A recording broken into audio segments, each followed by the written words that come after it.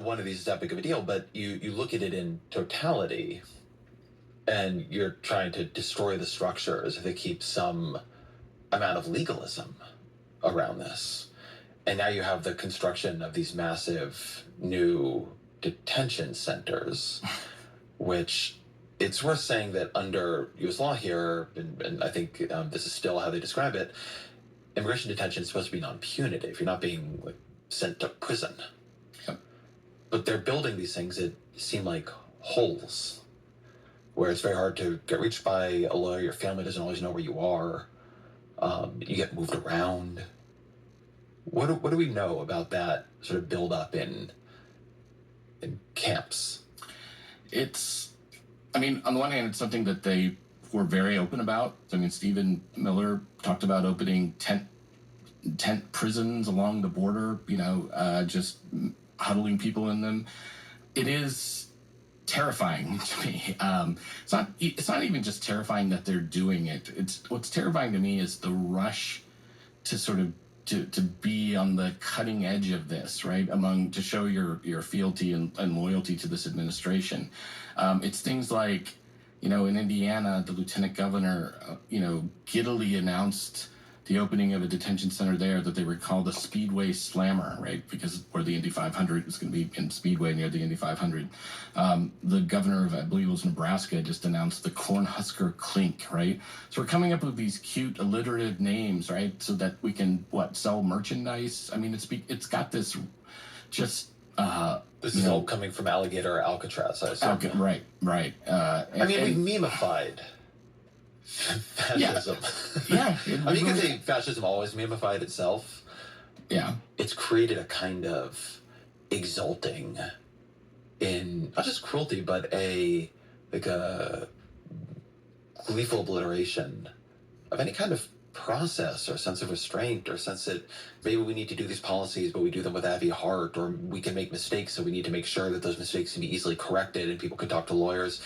You come out of as I understand, like the libertarian movement. This was not like a crazily left-coded set of ideas. In fact, like I remember, not that long ago, how much the attack on the left was there's not enough due process when you're getting canceled by the woke mob, right? Not enough due process in universities. And now you're looking at the actual state itself. Just eviscerate due process. I mean, yeah, I think it's even, you could go even further than that. I mean, I think there's a sentiment that I'm increasingly seeing on, Facebook and occasionally when I just check in to see the horror show that is Twitter or X, that, due process itself is woke now, right? I mean, this is something that the idea of letting people who are here illegally have access to the courts is just beyond the pale to people. And there's no understanding that's always the way it's been. And like you said, this is a civil violation that we are now treating.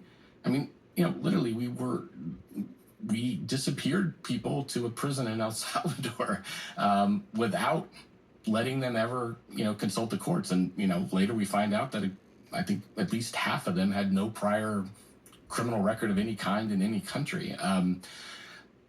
You saw during the Republican National Convention with those mass deportation signs, and you saw the kind of like sneering joy, that people got at the idea of, you would, those of us who were alarmed by all this would talk about, so, you're okay with pulling grandmothers out of their homes and, going into schools and, arresting people when they're there to pick up their children and isolating the children. And it was, yes, we love that idea. There was absolute glee at the thought of this.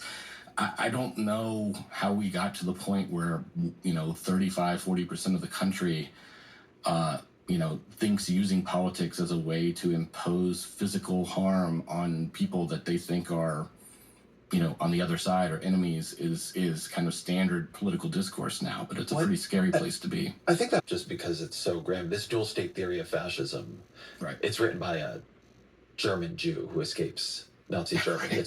It's an analysis of how Nazi Germany worked.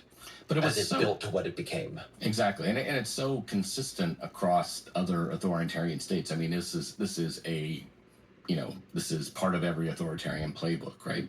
One of the really damaging things I think that came out of U.S. v. Trump, which was the decision that sort of gave Trump this broad, wide-ranging immunity is that there's no downside for Trump to trying to do these really extreme extra constitutional things, right? There's no punishment if he goes too far. At the worst, what happens is maybe 3 or 4 years down the road, a high-ranking federal court tells him he can't do that anymore. But in the meantime, he gets to do it for the most part. I mean, there have been a few injunctions, but they tend not to last.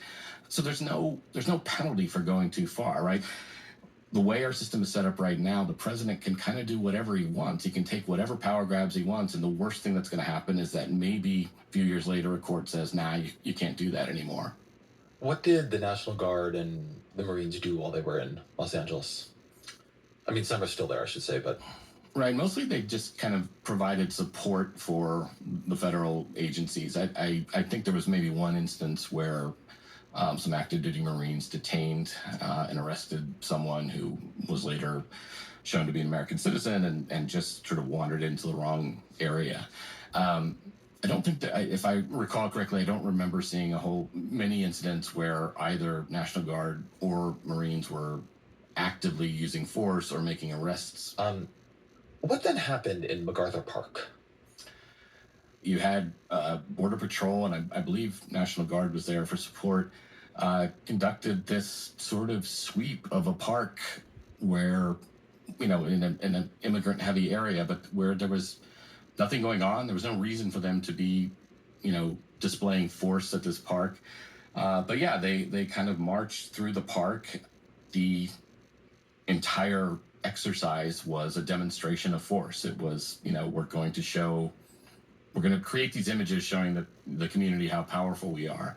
That, again, that is the kind of thing you see regularly in totalitarian countries, right? We don't use the military or militarized police purely for imagery, purely for symbolic purposes. But I mean, this administration is doing it regularly. I mean, they do this to create videos that they can post on social media, to scare people and to, inspire, I guess, their followers. Everything is a spectacle, but everything too is a test or a model. So Corey Lewandowski, who is a top advisor to Kristi Noem at the Department of Homeland Security, said, "I want everybody to understand the Trump administration is bringing this path across this country to make sure every sanctuary city understands that we can touch people at any place, anytime."